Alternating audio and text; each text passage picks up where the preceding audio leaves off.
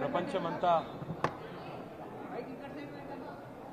ఒక గురువుగా, ప్రపంచమంతా ప్రజాస్వామ్య పోరాటాలకి ఒక చుక్కానిగా,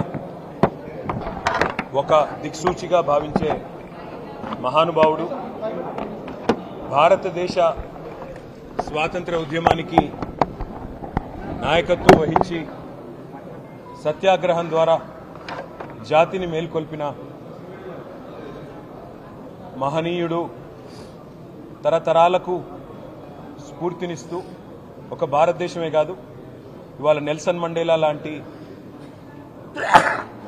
జాతి వివక్షకు వ్యతిరేకంగా పోరాడిన మరొక గాంధీ లాంటి నాయకుడికి స్ఫూర్తినిచ్చిన, అమెరికాలో మార్టిన్ లూథర్ కింగ్ లాంటి మహానుభావుడికి వర్ణ వివక్షకు వ్యతిరేకంగా పోరాడిన మార్టిన్ లూథర్ కింగ్కి స్ఫూర్తినిచ్చిన, ఇవాళ ప్రపంచవ్యాప్తంగా విశ్వగురుగా కీర్తించబడే ఒకే ఒక్క భారతీయుడు మహాత్మా గాంధీ గారు.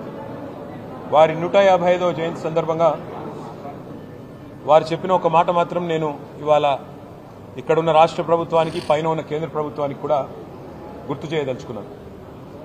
ఏ సమాజం యొక్క, ఏ ప్రభుత్వం యొక్క, ఏ వ్యవస్థ యొక్క గొప్పతనమైనా ఎప్పుడు తెలుస్తుందట అంటే ఇది మహాత్మా గాంధీ చెప్పిన మాట. ఆ సమాజంలో ఉండే అత్యంత బలహీనమైన వ్యక్తిని ఆ సమాజం ఎట్లా ఆదరిస్తుంది, ఆ ప్రభుత్వం ఎట్లా గౌరవిస్తుంది, గుర్తిస్తుంది, ఎట్లా సంస్కారవంతంగా వారి పట్ల తన ప్రవర్తన ఉంటుంది, దాన్ని బట్టే ఆ ప్రభుత్వం కానీ ఆ వ్యవస్థ యొక్క గొప్పతనం తెలుస్తుంది అని చెప్పి మహాత్మా గాంధీ గారు స్వయంగా అన్నమాట. ఇవాళ ఇక్కడ రాష్ట్రంలో ఉన్న రేవంత్ రెడ్డి గారి ప్రభుత్వానికి ముఖ్యంగా ఈరోజు మహాత్మా గాంధీ గారి జయంతితో పాటు లాల్ బహదూర్ శాస్త్రి గారి జయంతి కూడా. ఈ ఇద్దరు మహానుభావుల జయంతి సందర్భంగా ఈ రాష్ట్రంలో ఉండే ప్రభుత్వానికి నేను చేసే విజ్ఞప్తి ఒకటే, ఇంత కర్కశత్వం పనికిరాదు, ఇంత దయా, ఇంత అమానవీయమైన వైఖరి ఏదైతే మీరు అవలంబిస్తా ఉన్నారో ఈ రాష్ట్రంలోని పేదల పట్ల, దీని మీద పునరాలోచించుకోండి. ఎందుకంటే మాకు బాధ కలుగుతూ ఉంది, రాష్ట్రంలోని పేద ప్రజలు బాధపడతా ఉన్నారు. చివరికి నిన్న మీరు పంపిన కూలీలు, ఎవరైతే ఆ ఇల్లు కూలగొట్టడానికి వచ్చిన కూలీలు ఉన్నారో వాళ్ళు కూడా చెప్తా ఉన్నారు, మమ్మల్ని వేరే పనిని తీసుకొచ్చినారు, ఇక్కడికి వచ్చి ఇల్లు కూలగొట్టమన్నారు, ముందు చెప్తే వచ్చేటోళ్ళం కాదు సార్ అని వాళ్ళు కూడా చెప్తా ఉన్నారు. అంటే ఎంత దయనీయమైన పరిస్థితులు ఉన్నాయో ఈ రాష్ట్రంలో దాన్ని బట్టి చెప్పవచ్చు. మిమ్మల్ని ఎన్నుకున్నది, మిమ్మల్ని ప్రజలు గెలిపించింది నిర్మాణాత్మకమైన పనులు చేయమని, మంచి పనులు చేయమని.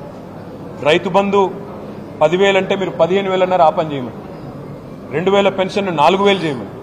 పేదవాళ్ళని కడుపులో పెట్టుకొని చూసుకోమని కేసీఆర్ గారు 2.5 లక్షల ఇళ్లు కడితే మీరు 5 లక్షల ఇళ్లు కట్టమని మీకు ఓటేసినారు తప్ప ఇళ్లు కూలగొట్టమని కాదు, అక్కరలేని ఖర్చులు పెట్టమని కాదు, ఇంకోటని కాదు. అందుకే సమాజంలోని అత్యంత బలహీనమైన వర్గం పట్ల మీరు కర్కశంగా ప్రవర్తిస్తున్న వైఖరి ఈ గాంధీ జయంతి రోజన్నా పునరాలోచించుకోవాలని, తప్పకుండా సంస్కారవంతంగా మరి పైన ఉన్న గాంధీలు కూడా, రాహుల్ గాంధీ, ప్రియాంక గాంధీ, సోనియా గాంధీ కూడా ఆలోచించాలని చెప్పి కూడా మేము కోరుతా ఉన్నాం. ఇంత ఒక డిపిఆర్ లేకుండా, డీటెయిల్డ్ ప్రాజెక్ట్ రిపోర్ట్ లేదు, ఖర్చు ఎంత అవుతుందో ఈ ప్రభుత్వంలో ఒక్క సన్నాసికి తెలియదు. అయినా కూలగొట్టడానికి మాత్రం ఇవాళ మొదలుపెట్టి పేదల పట్ల మీరు అనుసరిస్తున్న వైఖరి మొత్తం రాష్ట్రం, మొత్తం దేశం గమనిస్తూ ఉంది. ఈ బుల్డోజర్ రాజ్యం ఏదైతే మీరు ఈరోజు తీసుకొచ్చారో ఈ మహాత్మా గాంధీ జయంతి రోజన్నా కనీసం వివేకంతో, విచక్షణతో ఆలోచించి మరి ఇకనైనా మీ వైఖరి మార్చుకొని మానవత్వంతో ముందడుగేయాలని కోరుతాం. Thank you.